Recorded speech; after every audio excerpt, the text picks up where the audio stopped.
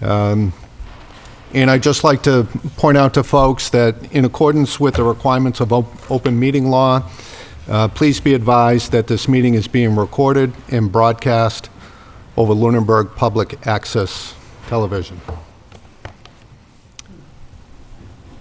Do we have any communication from the public this evening before we begin? Okay, I'm going to do we have any communications from the committee? General communications. The first order of business is our public hearing on the special town meeting warrant. I think we need just another minute to finish our preparations. Terry, do we have minutes? We don't. We do not. Okay. We can do some committee updates while we're waiting for the presentation to begin. Capital planning? We met yesterday. The town manager joined us. We went through our prioritization.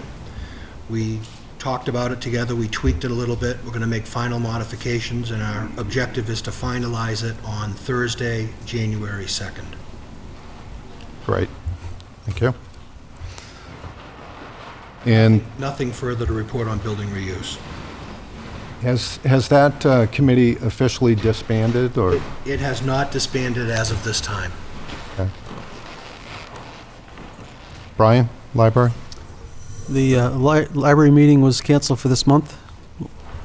Okay. Jason's not here. Karen? None of the committees have met since last week. Okay.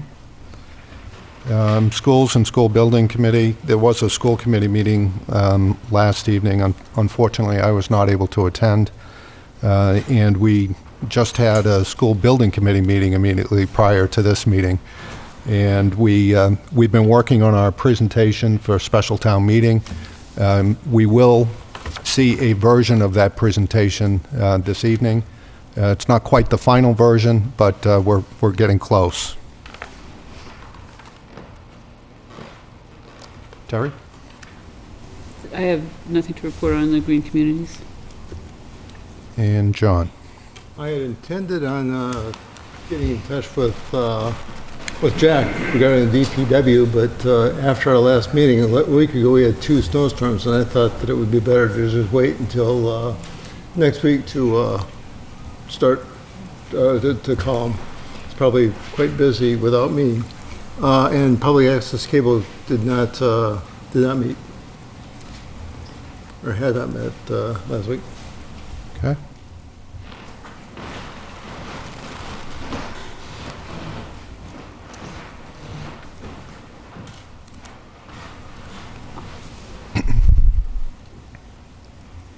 Are we just about there? Okay, looks like we're just about ready to begin, so I will officially open the public hearing on the special town meeting warrant. We'll be meeting on January 7th, 2014, for a special town meeting to take up the matter of the warrant. Is Kerry here? I don't have the official wording on the warrant.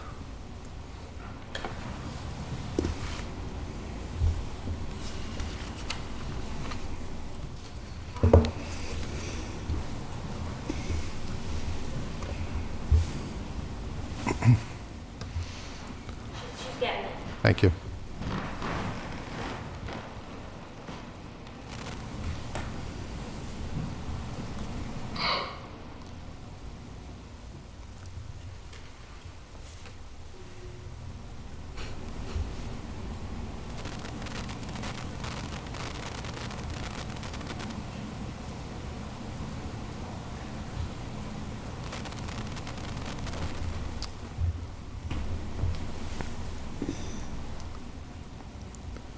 I apologize for the dead air.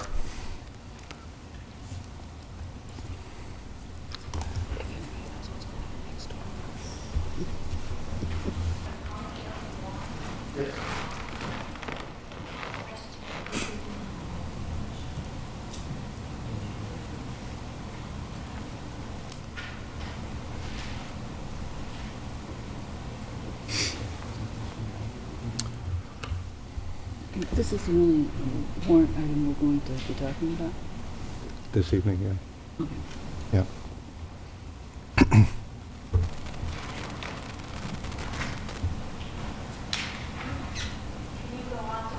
Yes. Sorry, Carrie. Yeah, that's fine.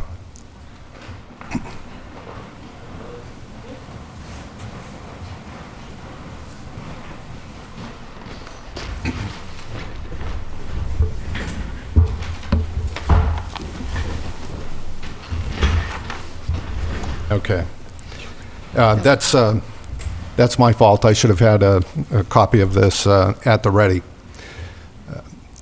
So, special town meeting articles. Article 1, to see if the town will vote to appropriate, borrow, or transfer from available sums a sum of money to be expended under the direction of the school building committee for construction of a new Lunenburg Middle High School designed for approximately 820 students in grades 6 through 12, to be located at 1079 Massachusetts Avenue, Lunenburg, Mass.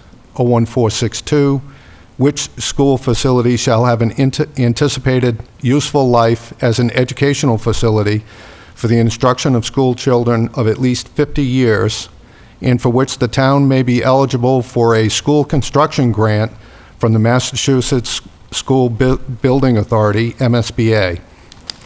The MSBA's grant program is a non-entitlement discretionary program based on need, as determined by the MSBA, and any project costs the town incurs in excess of any grant approved by and received from the MSBA shall be the sole responsibility of the town. Any grant that the town of Lunenburg may receive from the MSBA for the project shall not exceed the lesser of 59.11% of eligible approved project cost as determined by the MSBA, or 2, the total maximum grant amount determined by the MSBA. So that is the article on town meeting, and we've prepared a presentation that we'd like to share with you this evening. And I'd like to introduce Mike Mackin, who is the chair of the School Building Committee. Good evening. Some of the information we've shared with you folks before, but we just want to go through some additional information that we think is important in your deliberation. Again, the School Building Committee has been working for nearly 2 years on this development, and since the beginning of this year, through feasibility and then through schematic design, to come up with the alternative that we think is the most fiscally sound, most educationally responsible solution to our facilities issue. And when I say facilities, it's not just about the high school, it's about how we're going to be configuring all of our facilities. So let's start with how did we get here? In 2003 through 2007, the Mass School Building Authority had a school building moratorium. Their previous program was underfunded. They found that they were chasing dollars that were being expended by local towns without much oversight by the state authority. And so during that period of time, they reformulated the Mass School Building Authority, and they identified that 1 cent of sales tax as the funding source. And they were then going to start a whole new process where they partnered with towns. So there was a almost a 4-year span there where there were no ability to enter into a project with the MSBA. But during that time, we did go into a master planning process where we looked at all of our facilities. And what came of that was that the high school was the highest priority in need of addressing. And when the Mass School Building Authority began accepting statements of interest in projects, we immediately did so. We put in the Lunenburg High School Statement of Interest in 2007, and we refreshed it again in 2008. 2009, we actually did the TCP and the middle school as capital repair projects.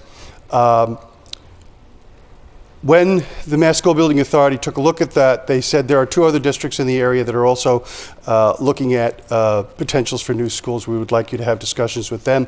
We entered into discussions and negotiations with Air and Shirley, and then when those didn't come to fruition because of the problems of trying to put 3 towns together while maintaining three separate school districts, the costs involved were not going to be borne by the state. It was really cost prohibitive for us to recommend that we go forward with that. In the case of the North Middlesex, we also began negotiations with North Middlesex, and it became clear that the folks at North Middlesex were not interested in the expanding of the district because of cost ramifications to them. During that time, we also needed to look at what we were going to look like, and the school committee asked for a reconfiguration group to take a look at it. That group was made up of administrators, parents, members of the school committee, and their recommendation, they unanimously recommended that we go from a 4-school to a 3-school district because the cost implications of continuing to attempt to run 4 schools operationally would be prohibitive, that we also would be able to find educational opportunities in a combined middle high school that couldn't exist in 2 separate schools because of the concentration of faculty in one building. We did enter into feasibility with the MSBA, and the school building committee was formed in 2012. For our next slide, I'd like the Superintendent Combs to talk about existing conditions. Good evening, everyone. The 2007 DRA study reported that the basic building envelope for the high school needed replacement.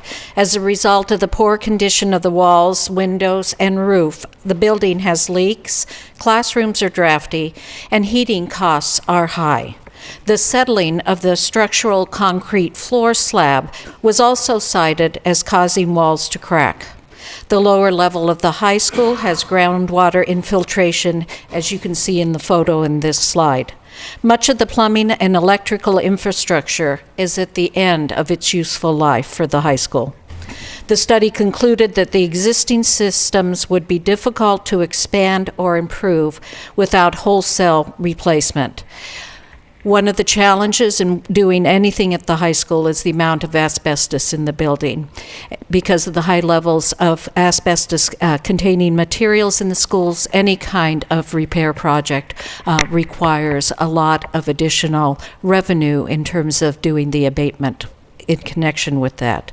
Next slide, please. The master plan and feasibility study completed by DRA concluded that Lunenburg High School has significant educational space needs as well, and it has accreditation issues. The study cited undersized science labs, an undersized library, limited technology, and poor accessibility as significant concerns. Additionally, after the on-site review, a report by the visiting team of the New England Association of Schools and Colleges stated that the building's physical plant does not meet the basic expectations for current-day school facility. The building is unable to support the demands of teaching and learning in this century. As a result, the school was placed in warning status by the association. Being in warning status requires us to document progress towards addressing the facility concerns on an annual basis, and failing to do so may result in the loss of accreditation. The loss of accreditation adversely impacts college admissions for students, and research also indicates that property values and bond ratings of communities are negatively impacted by the loss of accreditation. Next slide, please. After completing 2 studies on regionalization, as well as a special study by an advisory group, the school committee recommended in 2011 to move to a more sustainable 3-building configuration to provide a developmentally appropriate, high-quality, and fiscally sustainable educational program to the children of Lunenburg. A co-located middle high school for grades 6 through 12 was recommended to improve student learning outcomes by providing students at all levels with facilities that support best practices in teaching and learning. We've talked about the high quality of staff frequently that we have at Lunenburg High School and across the district that serve our students. And one of the challenges that we face with the current facility and the condition that it is that we are losing out in attracting top quality candidates to replace our teachers as they retire or choose to teach in other communities who have engaged in learning projects or building projects. All around us are communities that have upgraded their facilities, and we are no longer at a competitive basis. The last couple years we have lost, as I said, our top candidates because of the state of the facility is at the high school. Next slide, please. There are currently 579 students attending Lunenburg High School. The building as it currently exists is 20,000 square feet, short of MSBA standards for a 9 through 12 high school with 445 students. The size of the average classroom at the high school is marginal when compared with the MSBA standard, and our science classrooms are significantly undersized. Our science classrooms average 860 square feet. The current standard for science labs and classrooms for the MSBA is 1,440. Despite the efforts of that talented staff and creative faculty that we have, educational opportunities are limited by the facility, particularly in the areas of science, technology, engineering, mathematics, and the arts. There are few spaces at the high school of sufficient size for hands-on, project-based learning, and the current facility lacks sufficient spaces for counseling, health, and individual or small group instruction. Next slide. District-wide, we are at or over capacity in 2 of our 3 buildings. The primary school, currently, we have repurposed 2 special area classrooms, the music room and the technology room, to serve as classrooms. Also, at Turkey Hill Middle School, we are at full capacity in that building with 21 classrooms needed and 21 being utilized for a population of 486 students. I think the point to be made here, as we've pointed out on the slide, is that there is no accommodation for the 8th grade in a 9 through 12 model in our current configuration. So we studied several options, and Mr. Erickson is going to review those options now for everyone as we did the work as the school building committee working with the MSBA towards the preferred option. Thank you, Lotsie. The first thing I'd like to point out is that any option that only addresses a grade 9 through 12 configuration will trigger us to bring the TC Passios building back into service. And a consequence of that is that that building requires capital repairs in 2014 dollars in excess of $9 million. That's coming from the DRA study that Mike referenced, brought into current dollars. That would have to be spent over the next 5 to 10 years and would also incur an increase in ongoing operating costs with bringing TCP back in service. We'd have a 4-building configuration, much higher operating costs. I'd like to point out that's not a renovation, that's necessary capital repairs. And the MSBA would not participate in those improvements. I'd also like to point out that we have backup detail behind all of these options. And that information is available at the School Building Committee website. The first option we looked at is doing nothing. The scenario is that we would keep the existing high school in service and we would bring TCP back into service. Both of these buildings are in excess of 50 years old and have served their useful life. The high school was opened in 1957.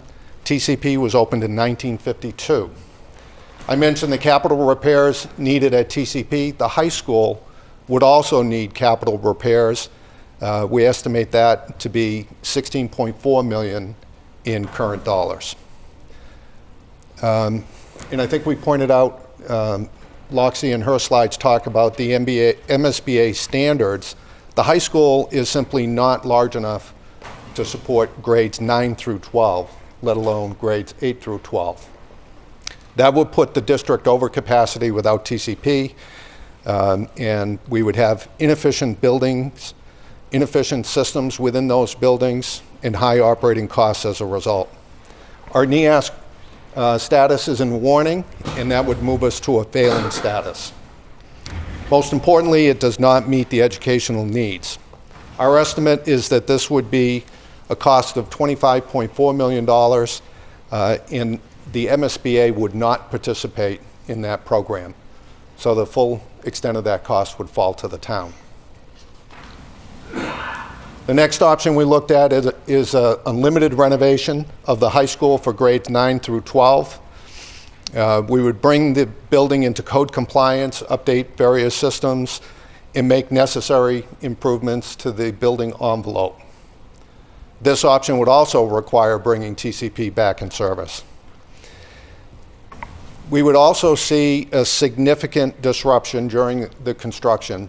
We'd have to invest in some modular classrooms and swing space, and it would be a significant disruption to the students as we're trying to construct and conduct classes at the same time. Here again, the MSBA would not participate, and the estimated cost to the town is $35 million. Add to that the $9 million in capital repairs to TCP, and we're looking at a total cost to the town of $44 million. The next option we looked at is a renovation and addition to the high school, still to accommodate grades 9 through 12. The difference in this scenario is that we would construct an addition so that the school would at least accommodate the classroom sizes of the MSBA standard to get to grades 9 through 12. Here again, TCP comes back in service. This option, because of the renovation requirement, also has that modular swing space and the significant disruption that would occur as a result of that. We estimate the construction costs of a renovation in addition to the high school at about $41 million. We assume the MSBA might participate in that program, and if they did, at a approximately 50% reimbursement rate, the cost to the town could be $21 million. Here again, TCP back in service is $9 million for a total cost to the town of $30 million. And I'd like to point out the significant increase in ongoing operating costs that we'd incur with this option. The next option is to renovate and expand and accommodate a middle school, high school, grades 6 through 12. So this would be a more significant expansion of the existing high school. This would allow us to divest of TCP and take that building out of, keep that building out of service.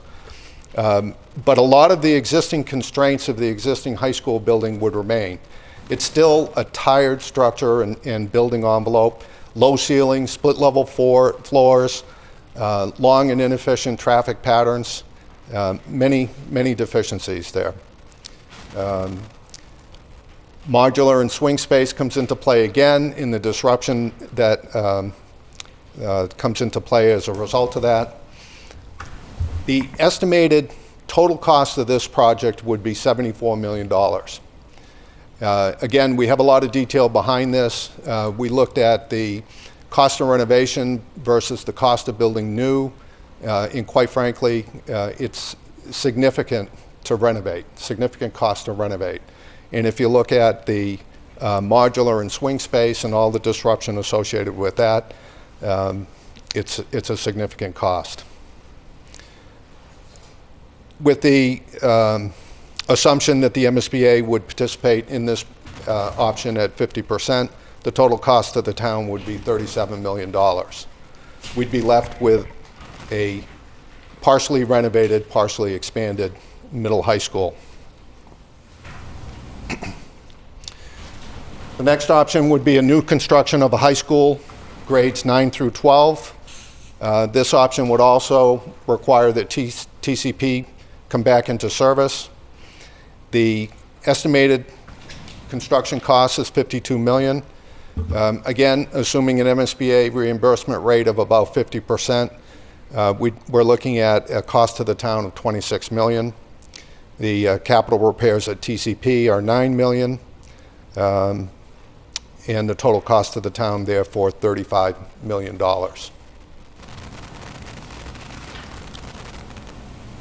The final option, the preferred scenario, is a new construction middle school, high school project, grades 6 through 12. This would allow us to divest of TCP, which was the recommendation of the Building Reuse Committee. We would have a school that's purpose-built for the next 50 years, a layout that reflects the educational vision and supports community use, and a design that accommodates future expansion potential of up to 200 students. This option would limit the disruption during construction. It would solve the district-wide capacity issues, and it's been approved by the Board of Selectmen, the school committee, and the school building committee. The estimated cost is $73 million. The MSBA has approved a reimbursement of about $36 million. The total cost to the town, $37 million. We believe this is the most fiscally responsible, educationally sound option that we have in front of us, and that is our recommendation. I believe Charlie Hay of TAPE is going to take us through the site plan. Good evening. Thank you very much. Very quickly, because I think you've seen this proposal before, we do have the proposed site plan up on the screen, and you can see the proposed site. And essentially, what is now the high school will become 2 fields, and what is currently 2 fields will become the new school. So we're flip-flopping building for field and field for building. And we are retaining the existing track and turf field, which is an advantage for you because during construction you will still have at least one multi-purpose field. And up in the right hand... Excuse me, would it be possible for someone to point this out, because I'm not sure that everybody can understand what you're saying in terms of replacing this or replacing that. I don't have a pointer with me, and I apologize. The superintendent will act as Vanna White this evening. Loxie, please show. There's the turf field the intent is to have a building that has a through road that goes from Oak Avenue all the way down through to Mass Ave. And that will allow both buses and cars to stack on site. We have designated a car loop for automobiles and a designated bus loop for the 10 buses that are anticipated to be in service at the school for pickup and drop-off. The building will be constructed while the existing high school is in full service, so there should be no disruption to ongoing programs at the high school during construction.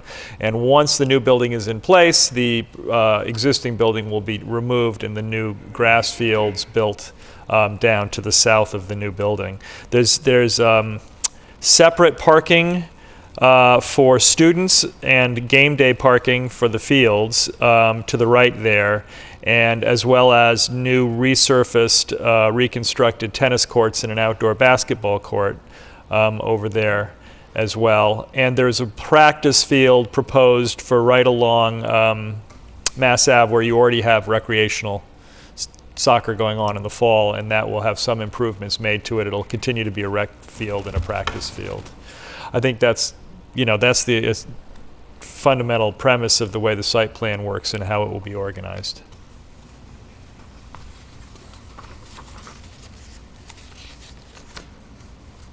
So someone is going to speak to costs, I believe. You want me to? That's fine. So let's move on to costs. Costs. You want me to talk about costs? Good evening. We don't have the slide for the milestone schedule. No, something happened when I Okay. the presentation between the meetings. Could you just identify yourself? Sure. I'm Greg Cohan, the OPM for the job from Jocelyn Lesser. Thank you. Good evening, everybody. We had a slide for milestone schedules, but it's not coming up, so we'll skip over it. So if you wouldn't mind, I'll briefly walk us down through the summary of the anticipated costs. And as you can see, initially we were funded for a feasibility study. That was initially funded for $750,000. We'll only spend the $619,057 for that. Right now, we've estimated the design, the engineering, and the administration, which is, as it says up there, it says DD through closeout. DD stands for Design Development Drawings through closeout. That would be about $6.9 million. Next slide is for the pre-construction services, and they call it CM at Risk Pre-Construction Services. Again, design development through closeout. That's estimated $160,000. That's for Shawmut Construction to assist with all the drawings, do preliminary estimates, and work through to arrive at a final number. We have an estimate of the construction costs for $59,577,28. What's under the next one is the miscellaneous project costs. What we have in that bucket is utility fees, testing, moving fees. So we have plugged that at $170,000. The next one is a reimbursable from the state, and that's called Furnishings and Educational Technology. How that's derived is 820 students times 1,200 per student times 2. So it would be the 1,200 for the furnishings, the 1,200 for the educational technology. The next one is potentially eligible construction contingency for the job, and that's at $2.9 million. A potentially eligible owner soft cost contingency, we've budgeted $600,000 for that. That gives you a total project budget, including the contingencies, of $72,975,321. Of that, the maximum MSBA grant share would be $36,190,870, and the minimum local share would be $36,784,451. With that, I wanted to turn it over to Carrie to kind of walk through the project financing.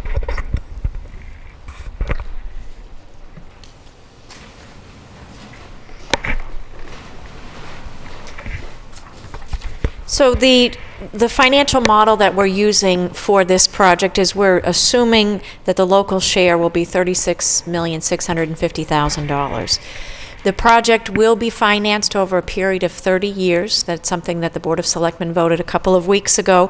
So that means that the debt service associated with the project, assuming it gets approved on this schedule, will expire 2048. The interest rate associated with the 30-year financing is about $32 million. And we have made some assumptions on both short-term and long-term financing to come up with these figures, and they're slightly different than what's on the slide. We're going to have to modify the slide. But our short-term interest rate assumption is between 0.5% and 3%. And the reason that there is a range is because we will be borrowing for the project on a short-term basis based upon the cash flow needs of the project. So we will be doing several different short-term borrowings, and that's why, over a period of time, that's why we have a range. The long-term interest rate assumption right now is 5.25%, and maybe that seems high based on current interest rates, but we're not looking to permanently finance the project until probably the fall of 2018. So this is a conservative estimate, but if you got into looking at changing that interest rate, the impact to the average homeowner is relatively small, so we're comfortable with this rate, even though it is conservative. As I've mentioned to you before, the town's bond rating has recently been increased to a AA+. We do expect that that will have a positive impact on this borrowing, up to as much as 0.1% on the permanent financing. So that's significant. I believe we calculated that to be about $2 million and a potential of about $2 million in interest savings over the 30-year term. The MSBA will reimburse us for eligible project costs during construction through its pay-as-you-build program.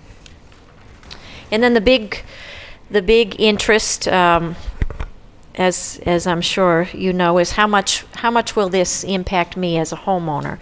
So the impact to the homeowner is based on the assessed valuation of your home. The average assessed valuation in town is about $248,000. So this first slide shows homes in town up to the average assessed valuation.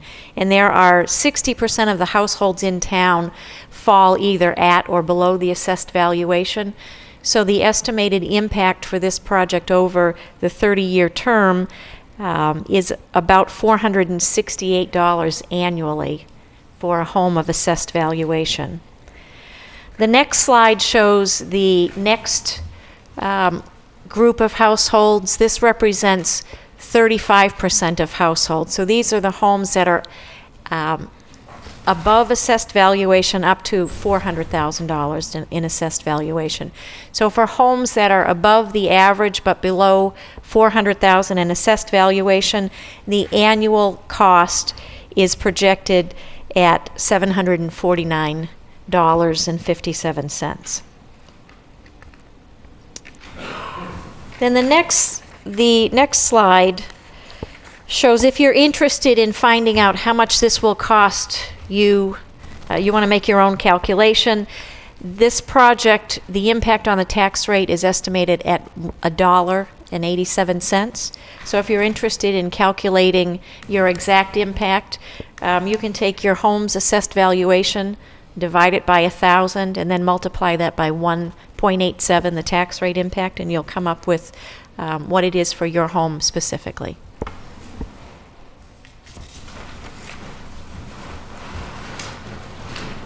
Thank you, Carrie. To wrap up, we wanted to have a brief discussion about what would happen if we don't build now. Well, for starters, we'll lose more than $36 million of state funding, and we'll lose our place in the MSBA pipeline. And if you recall that first slide, how did we get here? It's been nearly 10 years of effort to get to this point, and it's been at least 4 years of effort with the MSBA to get us to this point. So if we don't build now, we'll lose our place in the MSBA funding stream for some foreseeable future. We would move from NEASC's warning to failing status, and we'd be at greater risk of losing our accreditation. We would face future increases in construction costs, resulting in a more expensive project. And we would need to reopen TC Paseos at a cost of at least $9 million in capital repairs and increased operational expenses. I want to thank you again for listening to us, and we are open to your questions and to the questions of the audience. Thank you. I'd like to first open it up to questions and comments from the committee. Steve? Could we take a minute and summarize? There was a group that got together to cut some costs out of the original proposal. Could someone take a minute and just give us a summary of what items were removed and at what cost? Charlie, you want to join me on this? We went through the project and we took a look at the configuration of the building was one of the big changes. The original building had the middle school wing coming off of one side. You know, it was more like this with the core facility at the end of the building. When the core was flipped to the side and the middle school was extended out, it removed a whole load of wall and roof and foundation, which saved... The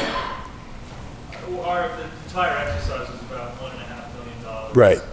That was just one of the items.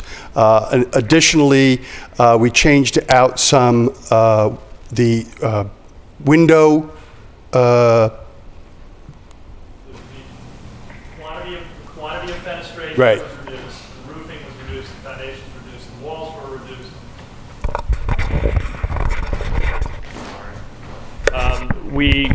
There's significant money in foundations, there's significant money in building envelope. So those were the goal was to reduce roof area, foundation area, and wall area. That included fenestration, windows, it included masonry, it would include concrete, it would include roofing materials, and it would ultimately include, to some degree, steel. So that is the most effective way to reduce the cost of a building. We also did go through an exercise where we looked at site costs, we looked at material costs, and we made some limited revisions relative to those, none of which would impact on the durability of the building nor its longevity. Some things are nice to haves, not have to haves, and we looked at that. We did not make any reductions into anything that we believed would, as I said, negatively impact on the operations of a building or the efficiency of the building, which is important. So that was and it was probably a 30-line item exercise that we went through. If you want me to go through, I think what I've summarized is a fair analysis of what we did go through. The one other significant cost difference that we did look at was a second opinion on the hazardous materials reduction. We made a reduction in the assumption on what it would cost to take out the hazardous materials, which is a big cost. The demolition and removal of asbestos, et cetera, is not a small number. And Shawmut Design and Construction, the construction manager at risk, went to the marketplace and asked what they thought it could be done for, and that was a reduction of a couple of $100,000 in terms of their opinion, below what the estimator had estimated. So, thank you, Charlie.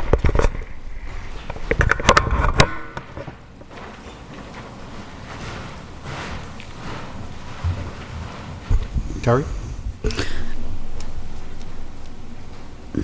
I guess my first question would be, given the number of years that people have been involved in the school building construction, and given how big this project is estimated to come out, in the past experience, how close to the estimate have buildings come in at, and has it been up or down? And is the cost of the project that's currently estimated, I guess, is the state only committing to the amount that has currently been proposed, or if eligible costs go up, will the state funding go up? So that's two questions. So it's basically how close have past estimates come to actuals, and I guess that's my primary question. And who's responsible for any overages? A couple answers. They're fairly close. I mean, Greg, obviously, the mic, please.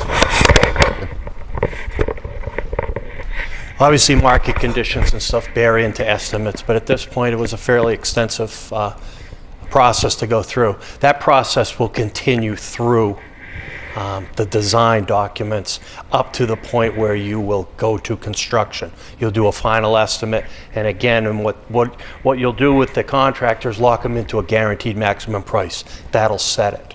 So that'll set the price of what you're building. Percentage of that money is appropriated to a contingency for any unforeseen conditions. If you could tell me what the second question was. If the estimate is higher, is it likely that the state will commit higher? So They when won't. we get to that point, so the amount the state is committing to at this point is the amount that we see on the sheet? That's correct. Okay. And I'd like to point out that what was approved by the MSBA was a scope and budget. So assuming the scope that's been defined, they've also accepted the budget that's been defined. So the scope is as we laid out here, and the budget is $72,975,000. The MSBA has locked in their grant at a maximum of $36,190,000, assuming that the scope doesn't change. That's correct. If we try to change the scope, we will likely have to pay for changes in scope. The MSBA will not. That's correct. Okay, and then the other question I had was actually related to financing, because I'm going to assume that financing does not occur until construction begins, and construction isn't going to begin if this project is approved in January. This project, I guess, at what point does the tax rate really start to change? When's my tax bill going up? Well, we will borrow as we need money for the project. So I don't want the OPM to walk too far away, because the question really is about the timetable. I mean, we are going to have to borrow money for this project as this project is going. We're currently borrowing money for the feasibility study, and as soon as we need more money for to finalize the design and start construction, we are going to be borrowing. So there will be an immediate impact on the tax rate. It will be gradual, and we can put together a slide that shows that. But right now, we don't have a cash flow projection for the project, so I can't tell you in the month of July of 2014, there's going to be an impact. But that we'll have to put something together for town meeting. Okay, and then just as a follow-up, so when we look at what the estimates are, or the effect per taxpayer per year, is that number going to be fixed over the 30 years for each taxpayer, or is it likely to go up and down? Once we do the permanent financing, it's fixed, and it only changes if the assessed valuation of your house changes, because we'll be locking into financing, and we're looking at doing that in the fall of 2018. Okay, so that would be at the point that it would become static. Yes, yeah. Teresa, what slide didn't come up was the milestone schedule. Oh, I've got it up now. I can walk us down briefly through that if you'd like. But again, on the 20th of November, the MSBA approved the project scope and budget, as Mark had spoken about. The next major milestone is the 7th of January, the special town meeting. Then the debt exclusion vote would be on the 11th, and if approved, we would commence on the 13th of January. The design development begins with the project all the way through September 30th of 14, which is the construction documents are complete. At that point, construction could commence on the 1st of November of 14. Substantial completion, that chart's incorrect. It should say 6/30/16. You'd have substantial completion of the building, and then new school would open on 8/30 of 16, and then you would wrap up everything, all the site work, the demo of the old school. That would be done the following June, considering you leave that time in for the field growth.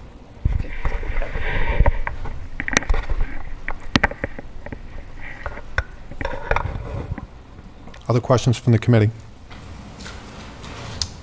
Questions, comments from the public?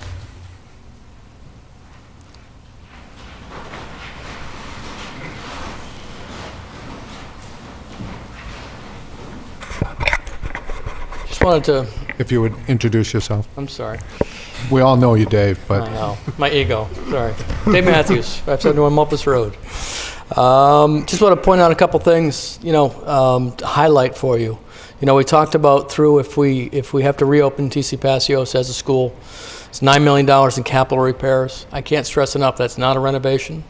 That's not a full fix. It's not a 50-year fix. That keeps the doors open, keeps things going along, but it doesn't deal with all the asbestos. It doesn't deal with any major issues. So we'll probably get 20, 25 years out of that. So not a 50-year fix. That is repairs only.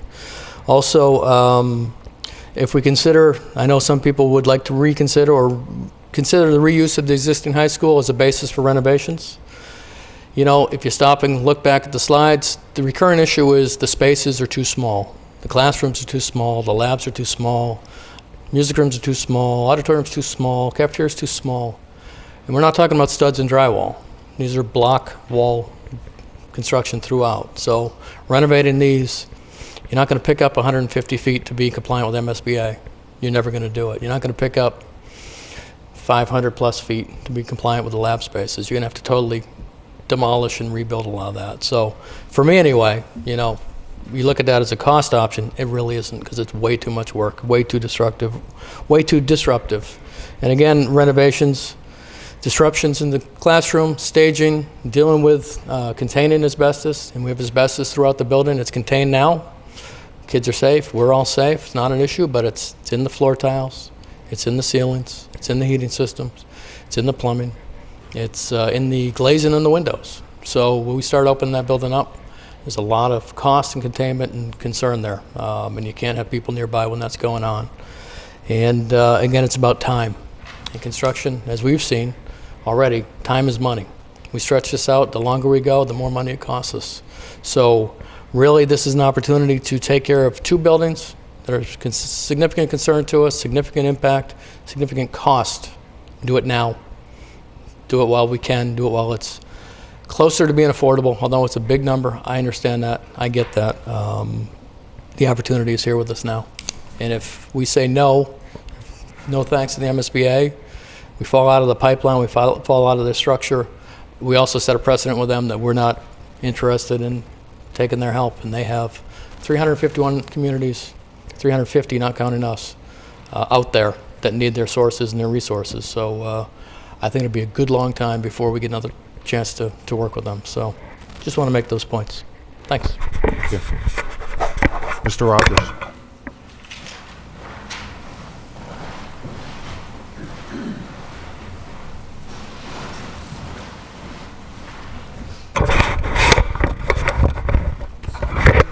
Thank you, Mr. Chairman, member of the Finance Committee, and the various members of the board that has worked long and hard on this project.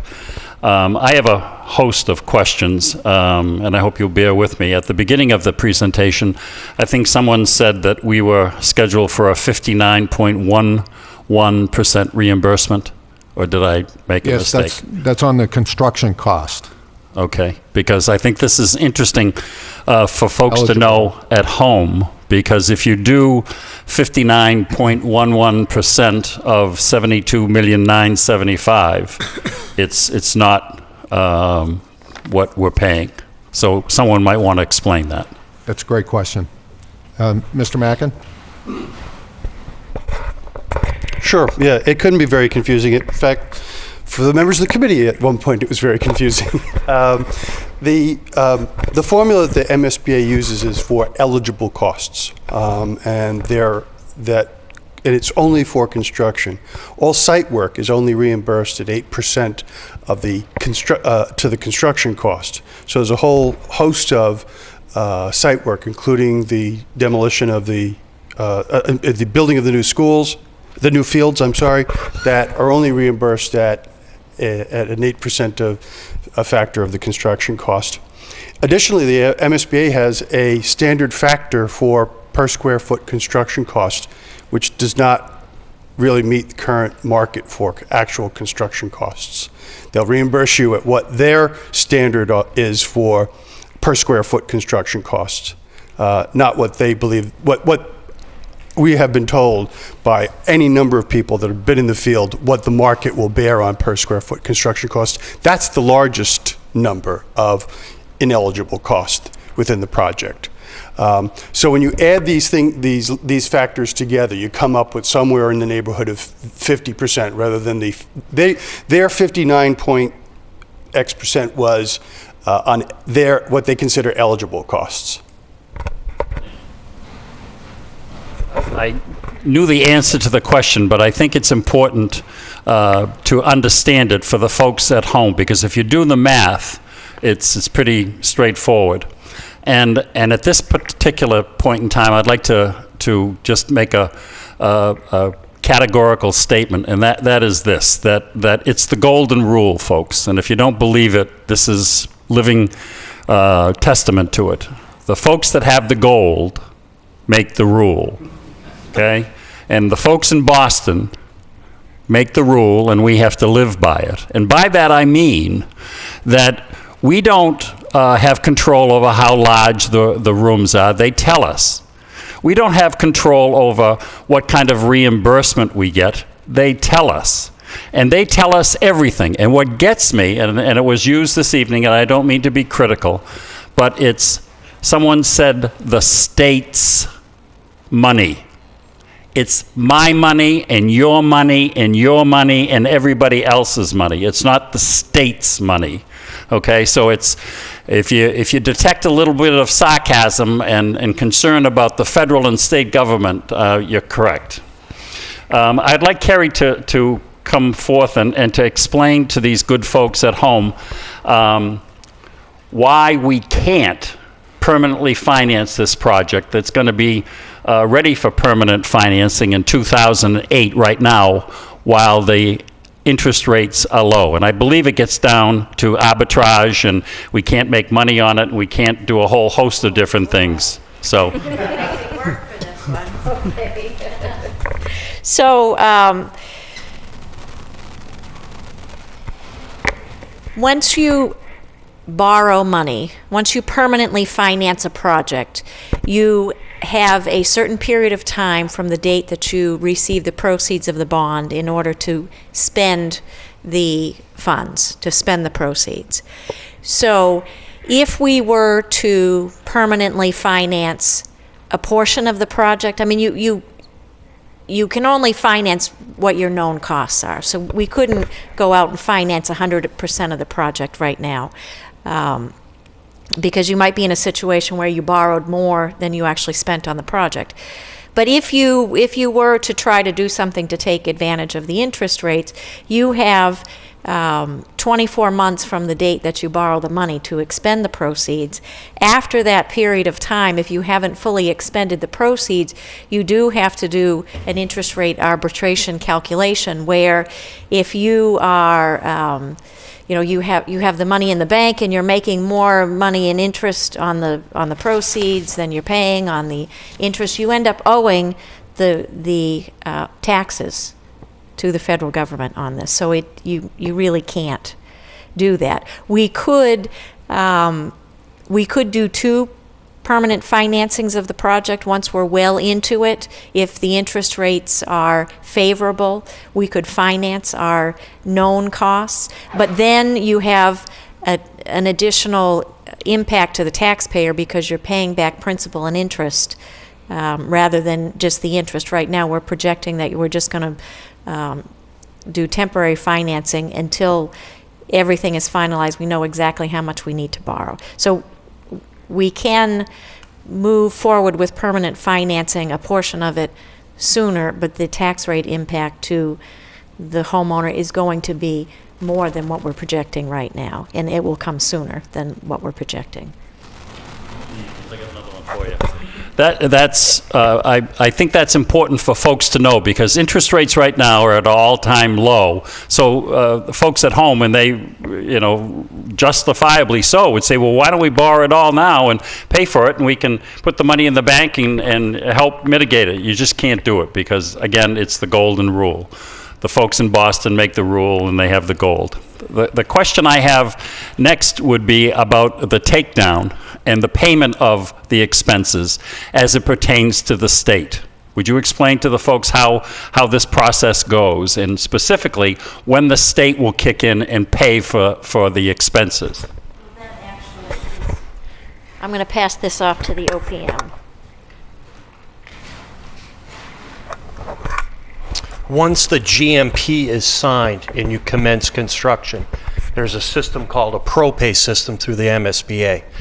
And it's based on the percentage of work complete. So the contractor would come in with the requisition, it will be checked based on his progress, it's sent into the state, it's coded in a certain function, and that's done monthly to pay for the bill. Reimbursement, I think once it goes in, it's usually 10 to 15 days back, you'll get that back. And again, they'll take that percentage out each time as you bring it in. And that would go throughout the whole project.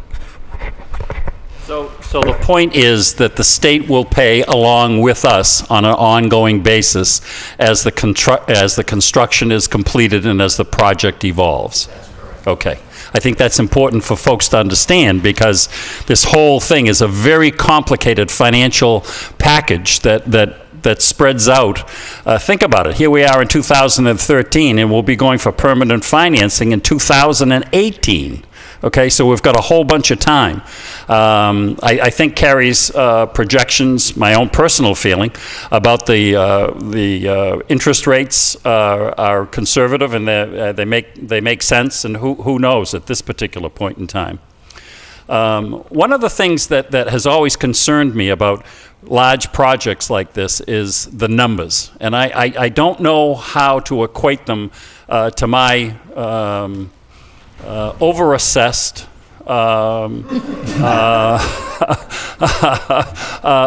little house on Highland Street, which is right in the middle at the $248,000. So what I would like to suggest to the Finance Committee is that we have some sort of a way to figure out, which we're pretty close. We said $1.87 for this project, but also the cost to borrow money for the capital projects that you were talking about on the last Finance Committee, about the fire trucks and those kinds of things because of the way things are going, and also the just general costs that we might also incur, so the folks would really understand what it is their particular property will go up in terms of taxes over the next 5 years, because we came through with Carrie came through with a projection of what the efficiency is going to be and over the next 5 years. So I think it's important that we understand in dollars and cents what the best projection we can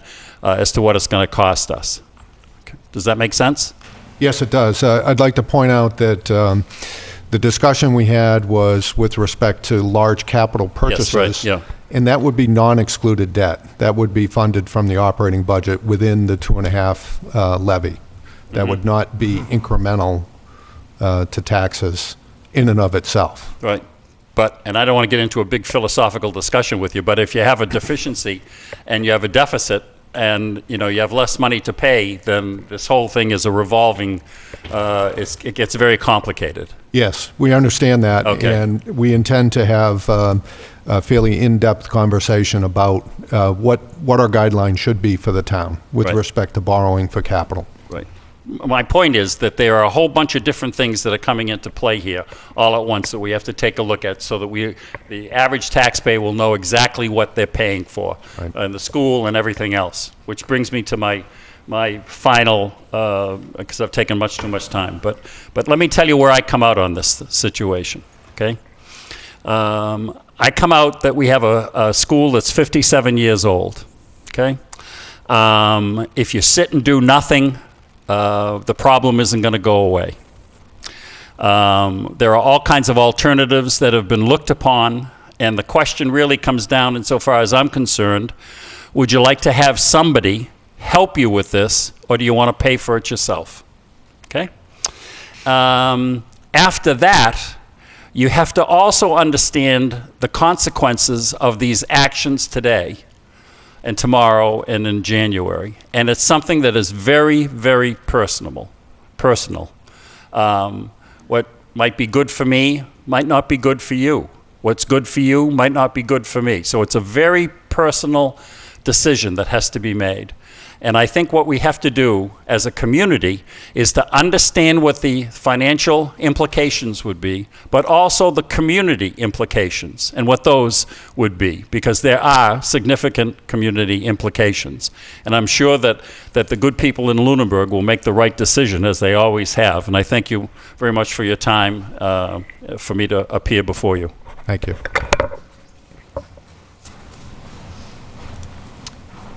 Anything else from the public?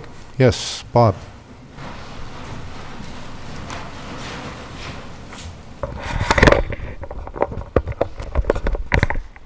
Good evening. Introduce yourself. I'm Bob Ebersole, 94 Main Street. The elementary school was built the year I was born, so I'm not too sure if I'm past my useful life. But when we look at buildings and having gone through both the high school and the elementary school, they worked in the years in the 50s and the 60s and the 70s, and because of the good teachers and the administration, what went on in those buildings was good, but it's time to replace those buildings. The Board of Selectmen unanimously voted to support the article to build the new school, and it was a discussion that went on based on all the forums that have been going on, the discussions about the information, the financial impact. I've looked at my personal impact, our impact on our taxes and what it's going to mean, but it is a community process by which it'll be important that we have a town of Lunenburg that we pay it forward. The people in the 50s built the schools that I got to enjoy and other people got to enjoy, and I believe it's part of my duty to pass that on to the future. Thank you. Thank you.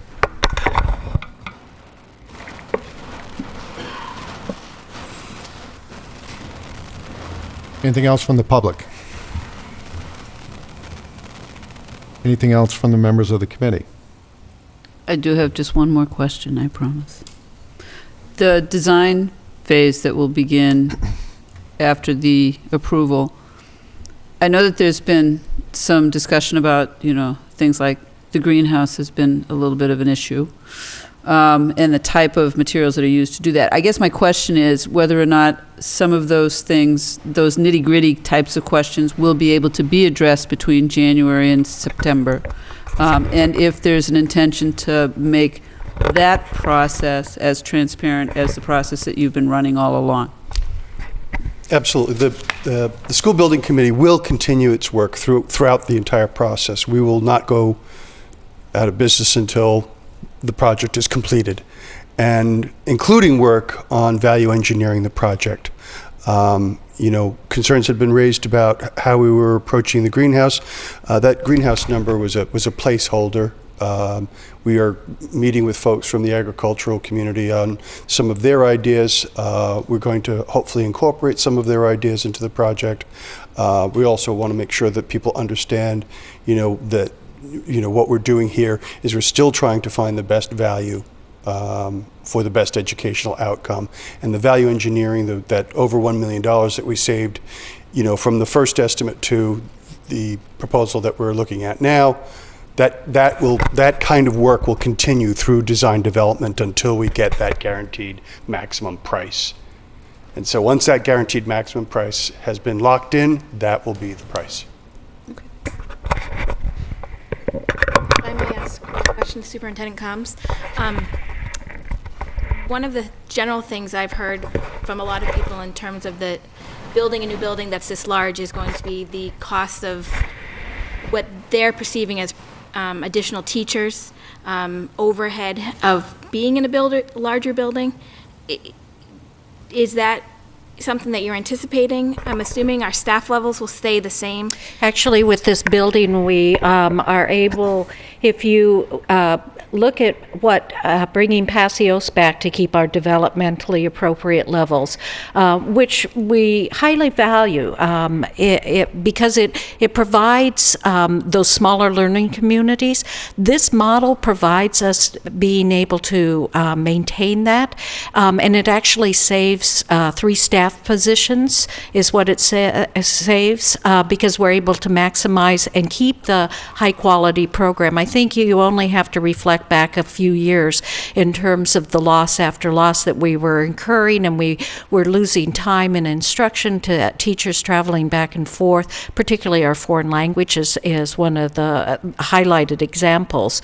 And so that annual cost in 2014 dollars with insurance is $215,000 a year less to do the co-located middle school, high school. So I think the words here are co-located. This building, we're maximizing the use of those big core spaces that come with a high school regardless of the number of students that you have in it.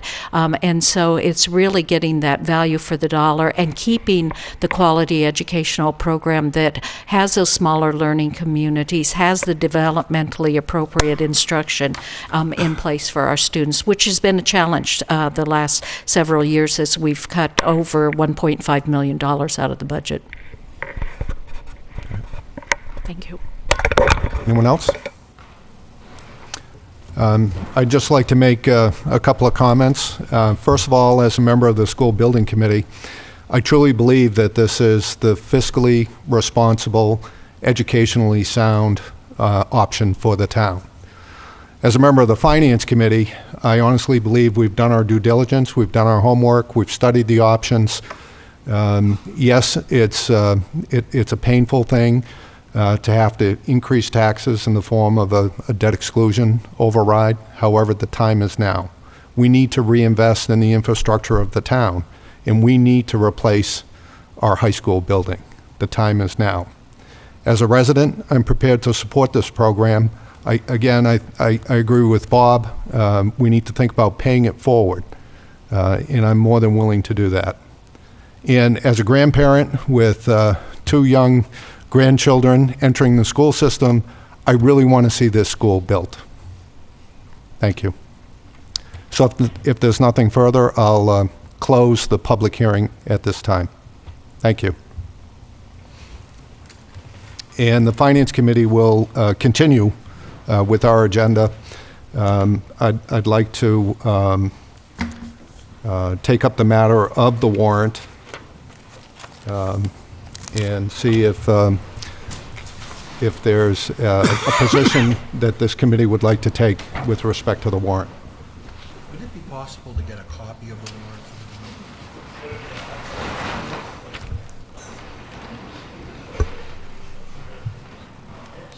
warrant? I know you write it to us, it'd be nice to see one before we Make a recommendation? make a recommendation. Yeah. Right. I think Carrie, would it be possible to get copies of the warrant made, please?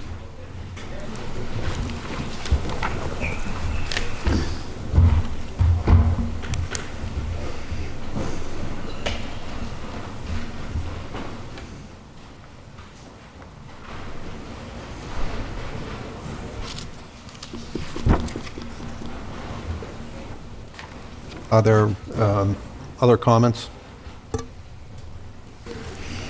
I know you want to see a copy of the warrant. Yeah. I think it's as I pointed out, one of the interesting things is that the state actually prepares the wording, and we're obliged to follow the state's format for the wording, and it does not include any dollar amounts. Right. Yeah. Had the warrant been publicly released anywhere? Not yet. Should I have had it, or, I mean, Not yet. It's gone to press. I don't think it's been physically mailed as yet. all right. But it hasn't been something that we would have had access to up until now? No.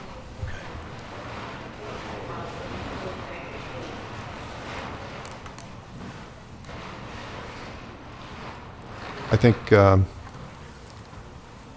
actually, I'm not sure when it was finalized. I watched the selectmen's meeting, and they went through it, but once again, I didn't have a copy of it to really look at it carefully. Mm-hmm.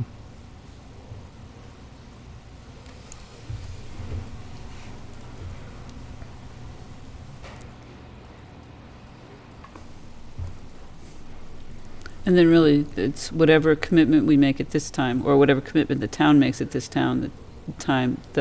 the commitment really is on the final figures from September of 2014, even though we don't have the figures, so that's one of the reasons why the figures aren't in there.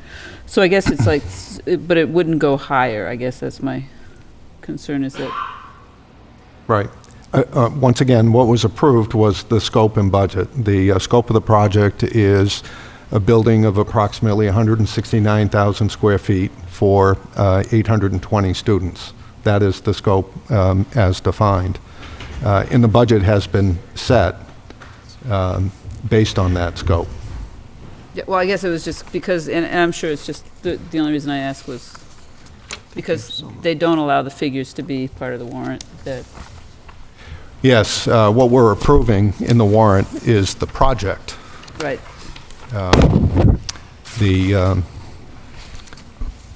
We can't know the exact dollars. There's so many different variables at play. And I'm sure that's part of the rationale why the wording is as such. Is it fair to say that this is a not-to-exceed price? Without a change in scope, yes. And I don't know what might cause the consideration of a change in scope. So presumably, yeah.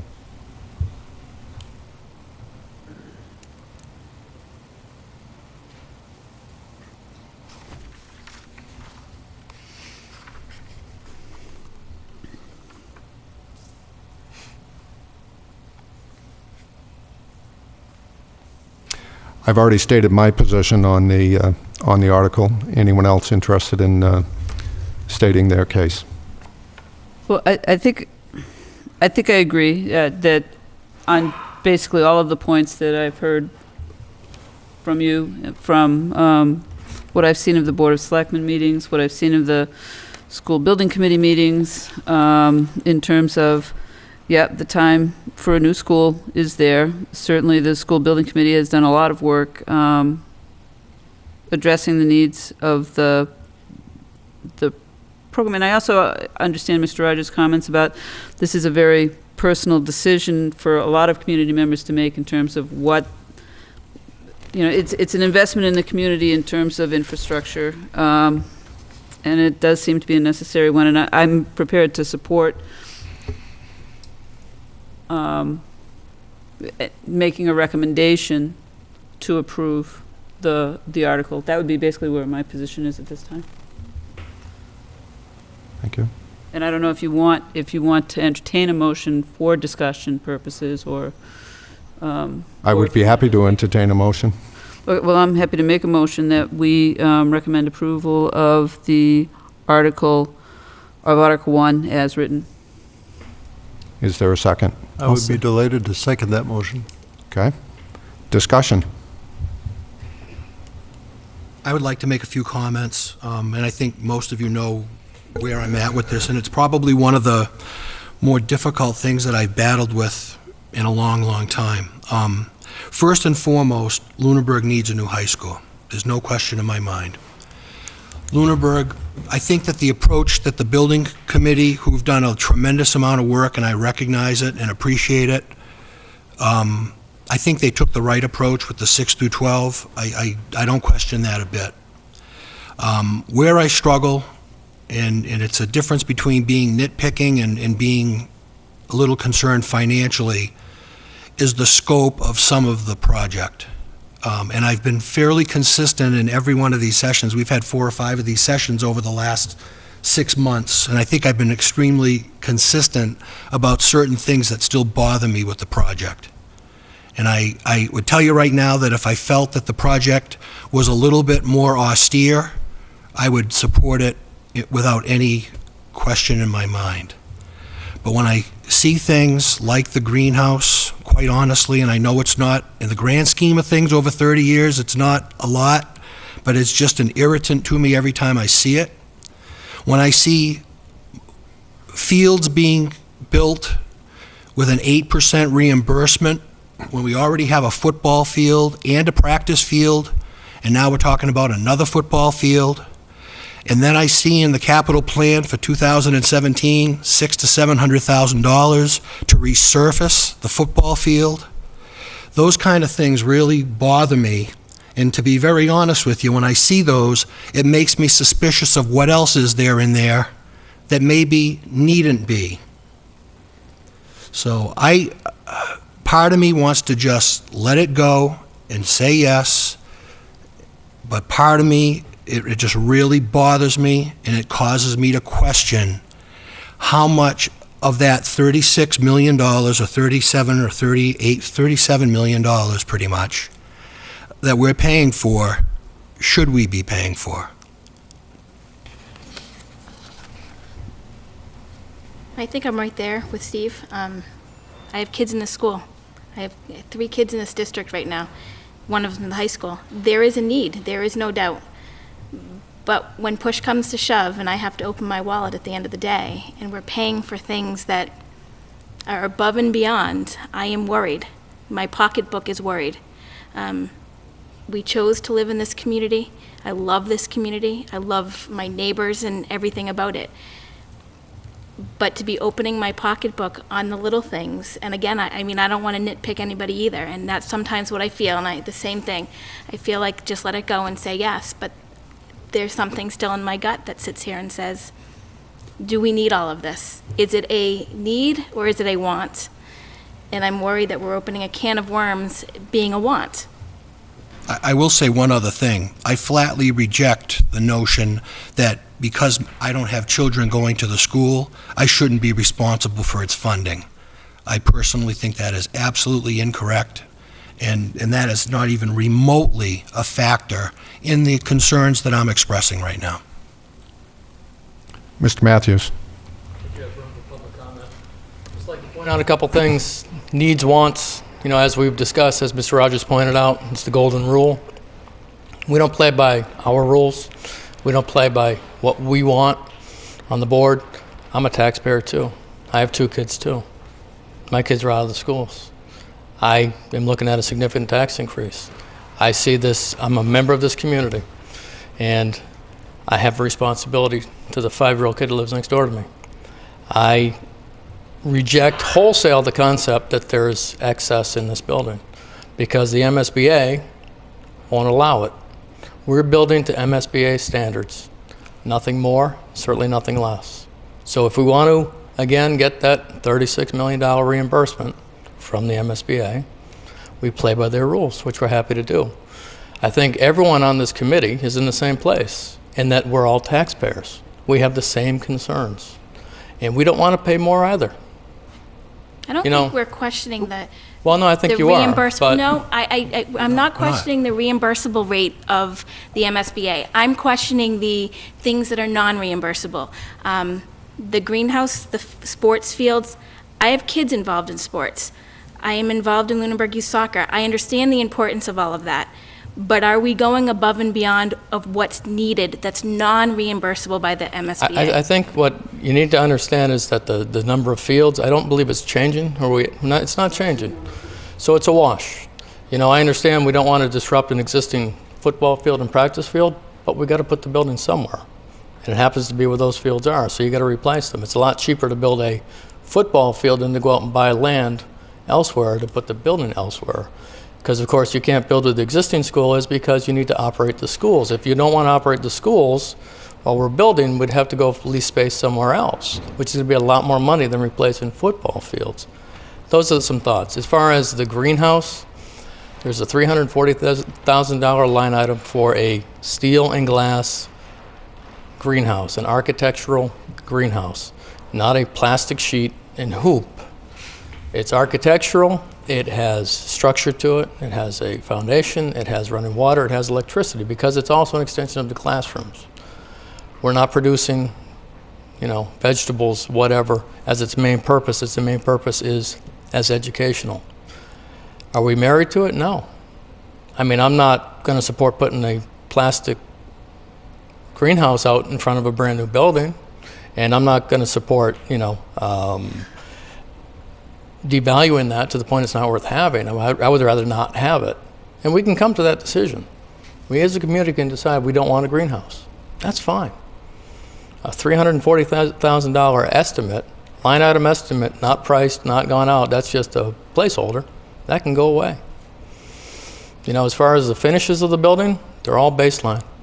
You know, some of the value engineering done is to the level of removing wood paneling in the library and some other rooms, because it added cost, added aesthetics, it didn't add value. So I would challenge you to go through the plan for real, in detail, and find excess. You know, again, the fields are what we have today. And sports are pretty central to what Lunenburg does. And we have more than just the high school and the middle school that operate on them. We have youth soccer, we have youth football, and we have a few other things. Now we have lacrosse and other things going on. So they get a lot of use. They're central to our existence. I don't think they're excess. I don't think they're extras. I think they're part of what we currently do. There's something else. I lost it. But throwing away $336 million when we can discuss adjusting things still, I don't see that personally.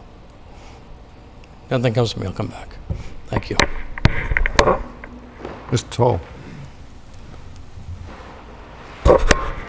Thank you, Mr. Chairman. Again, in the area of public comment, my name is Jamie Toll, 147 Peninsula Drive. I'm a very practical person, and I think that there are facets to any project of this size that people would agree to or not agree to, or would rather have it pink or blue or orange. I don't have any children in the school. I have raised 2 children through the public school systems. I was a band parent. That wasn't very popular compared to some other things, and I fought and baked cookies and bought wrapping paper and did all the things I needed to do. When I say I'm practical, I think that all of us are going to have little thorns in our side about different parts of this project. I think a lot of people did a lot of hard work to come up with a project that was approved by MSBA.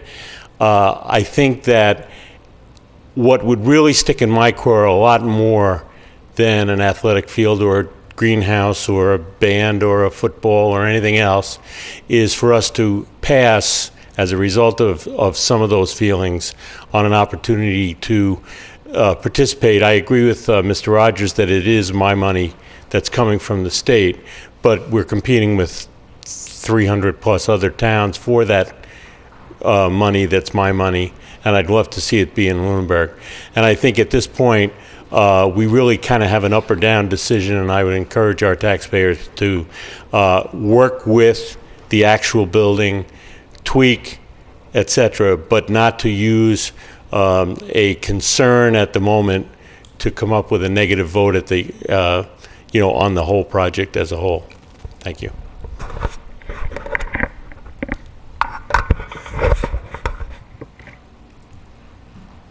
I'd like to piggyback on this, John Henshaw. I'd like to piggyback on Jamie Toll's comments. I think that any institution that is as broadly servicing of the town, services the town as broadly as a high school, over as many years, appeals to many different constituencies. My daughter went to Lunenburg High School and got a good education there. We had very little to do with the football program, but she benefited from the greenhouse, and she benefited from the music program. I think that some of the shorthand of saying that some things that appear to be excessive to one constituency would certainly not be excessive to, it would be considered necessary to other constituencies. And I really heartily support the entire project, including stuff that I wouldn't think was particularly useful myself, because other people in the community would. Thanks. Anyone else?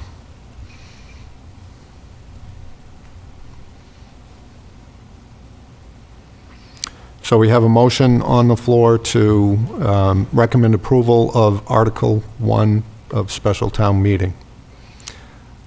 Those in favor, say aye. Aye. Aye. Aye. Those opposed? Opposed. Vote is 5-1 in favor. Thank you. Kerry, do you have any updates for us this evening? Okay.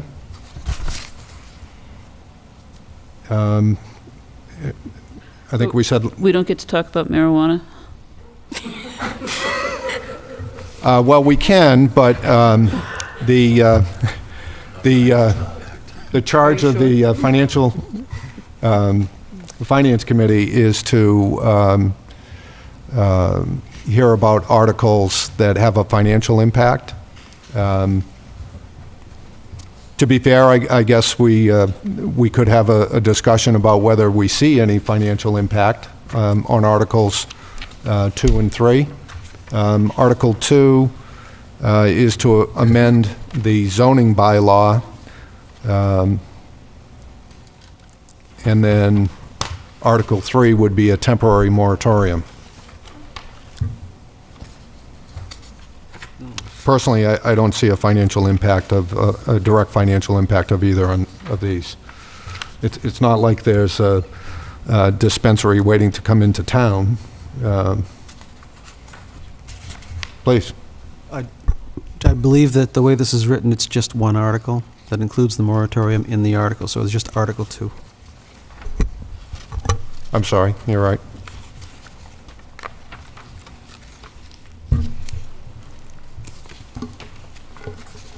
That's right. Originally, it was presented as 2 articles, and they got combined.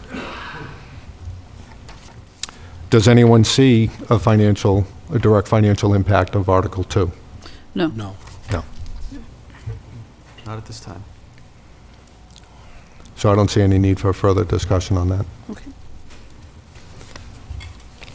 I think we said we would continue our work on the fiscal policies in our meetings in January. That's correct. We'll be done by July.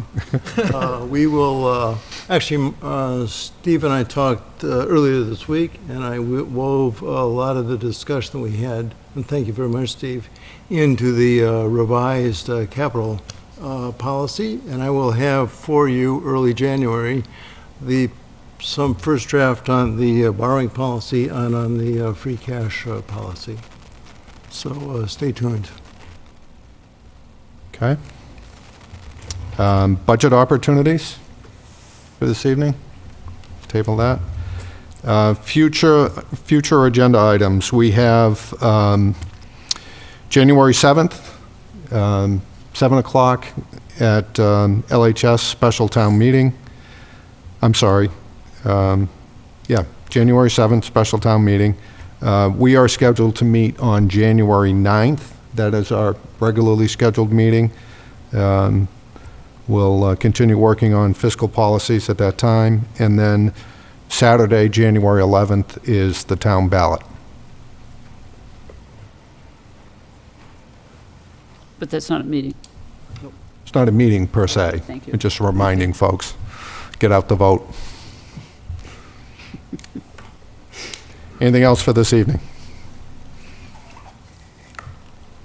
Nope. Motion to adjourn? Thank you. A second? Those in favor? Aye. Aye. Anyone opposed? I have 8:34. Thank you. Good night.